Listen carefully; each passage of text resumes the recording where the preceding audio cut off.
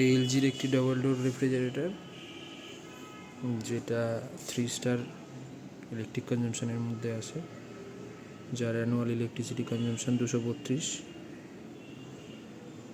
এতে smart inverter compressor আছে। এর গেটআপ লুকসটা কিছুটা এরকম।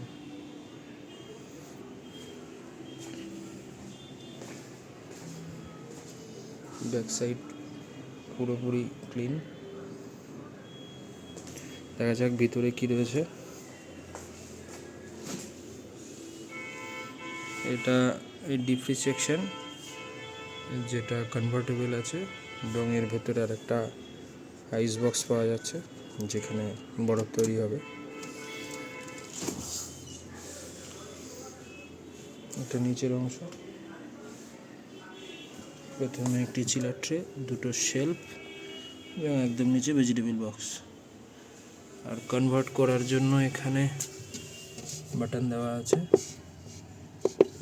যেটা 3 সেকেন্ড হোল্ড করে ধরে রাখলে কনভার্ট হয়ে যাবে।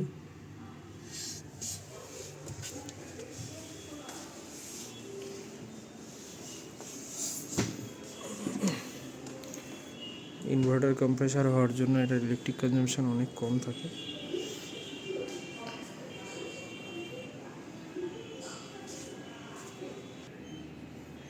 এটা হোম ইনভার্টারেও চালানো যায়।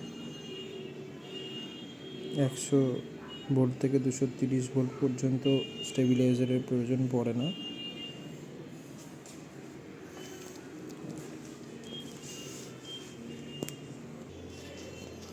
এটার ওপর এবং নিচের ডোরটি খোলার জন্য এখানে ধরার জায়গা আছে, এটাকে পকেট হ্যান্ডেল বলা হয়।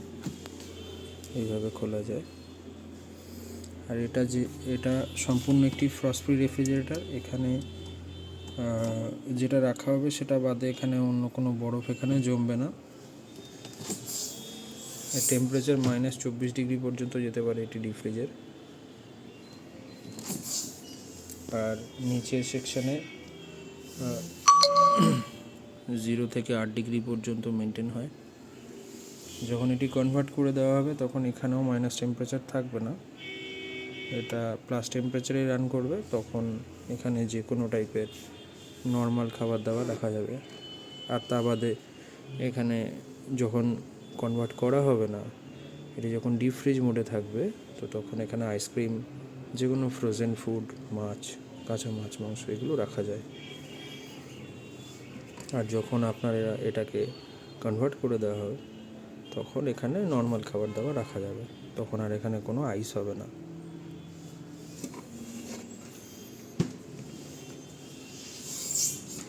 এই ফ্রিজটির ব্যাপারে যদি আরও কিছু জানার থাকে তো কমেন্ট করুন, ভালো লাগলে লাইক করুন।